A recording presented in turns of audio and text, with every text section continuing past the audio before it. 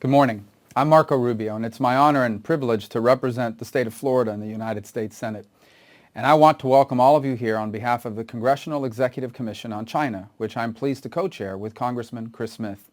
Our commission and the bipartisan Tom Lantos Human Rights Commission are pleased to partner with many respected human rights organizations to host this breakfast, a breakfast to honor China's human rights defenders, on the occasion of China's President Xi Jinping's state visit to Washington. I regret that I'm unable to join you in person this morning, and I imagine there's a certain somberness to this morning's gathering. Among the distinguished guests and speakers are several who have personally suffered at the hands of the Chinese government. Their stories paint a sobering picture of life in China for those who dare to dissent or to worship according to the dictates of their own conscience. In fact, I understand that some of today's speakers reconsider their involvement due to pressure on their family members. This is sadly a favorite tactic of the Chinese government. They routinely imprison individuals and then they go after their families. Their repressive reach is long, extending well beyond their borders, in some cases all the way here to the United States.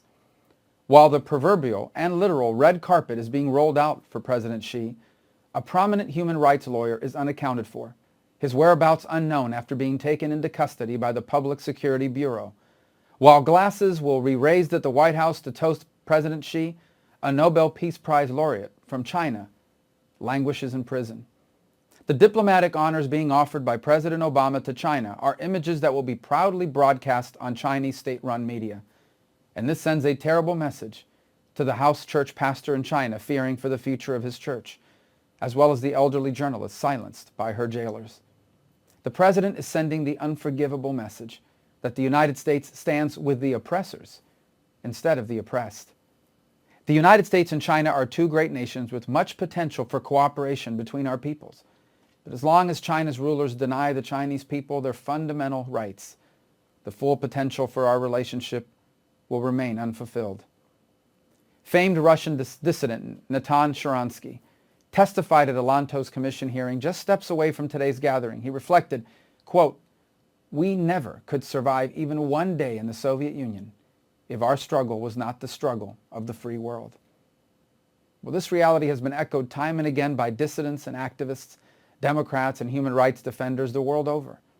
The United States must commit to embracing the struggle of China's real heroes, the men and women who courageously lay claim, regardless of the costs, to their basic human rights. This morning is an occasion to honor them, for they represent the future of China.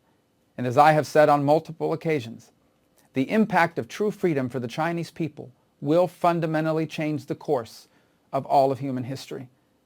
I thank you for the work you're doing to raise awareness about their plight and to bring that day closer.